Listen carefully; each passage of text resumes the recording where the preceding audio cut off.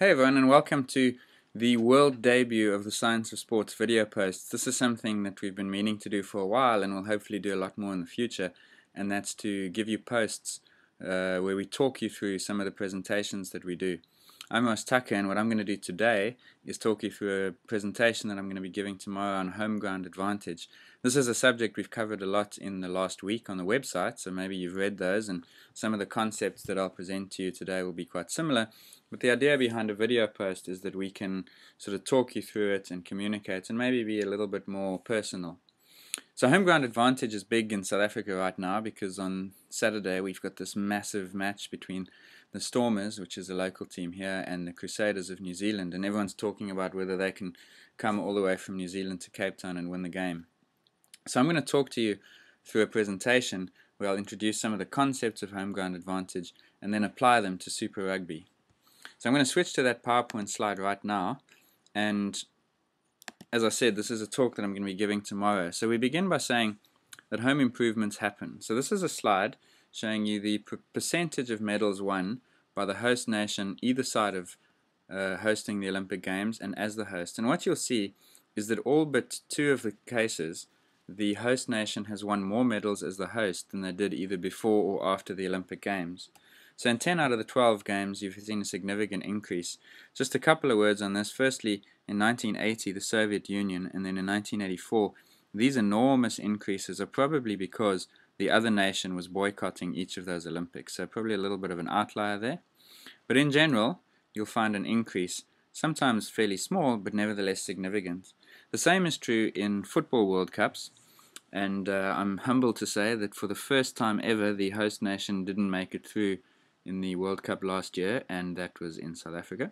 But in other 18 cases, 6 times the hosts have been champions, twice they've been beaten in the final, and 4 times in a semi. Now, part of the reason for that is that oftentimes the country hosting the tournament is a very strong soccer nation, but in other cases they are not necessarily the strongest nation in the world, yet they do exceedingly well.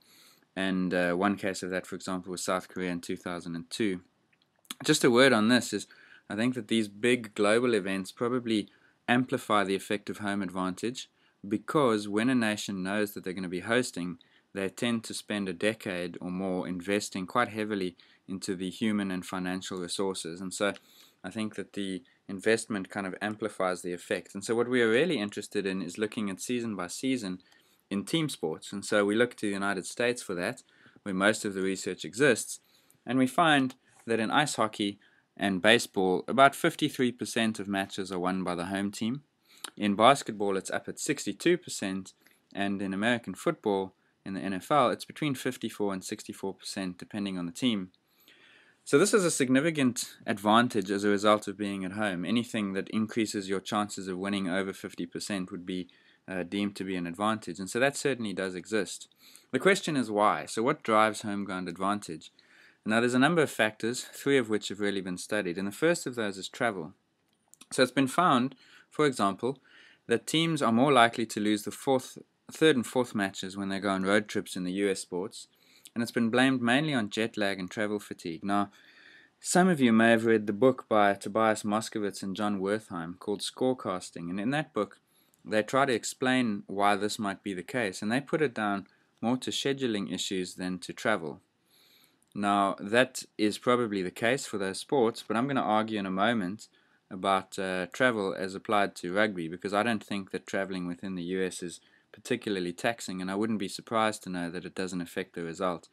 But certainly in the Super 14, as I'll show you, I think it does.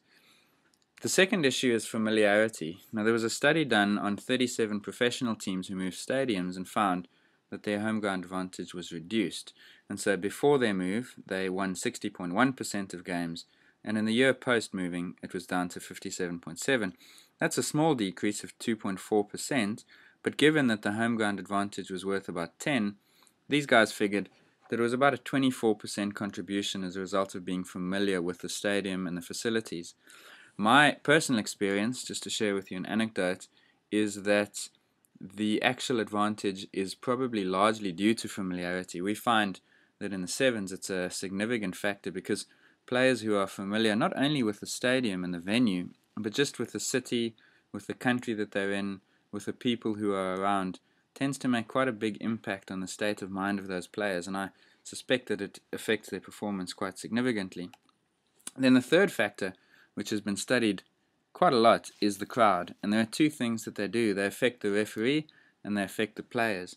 Now this is what in the book that I mentioned earlier, Scorecasting, is deemed to be the most significant factor. And so I'm going to spend a little more time on it and say to you that one of the findings is that visiting teams tend to get more yellow cards in football or soccer, and they also tend to concede more penalties and free kicks. So the referees tend to award beneficial decisions to the home team. It's also been found that London teams have a smaller home advantage, and that in baseball, the home advantage, shown here by the winning percentage, increases as the crowd density increases. And so quite clearly the crowd has an effect on the result, and that suggests that they either affect the referees or the players as a function of the size of the stadium and the capacity of the crowd.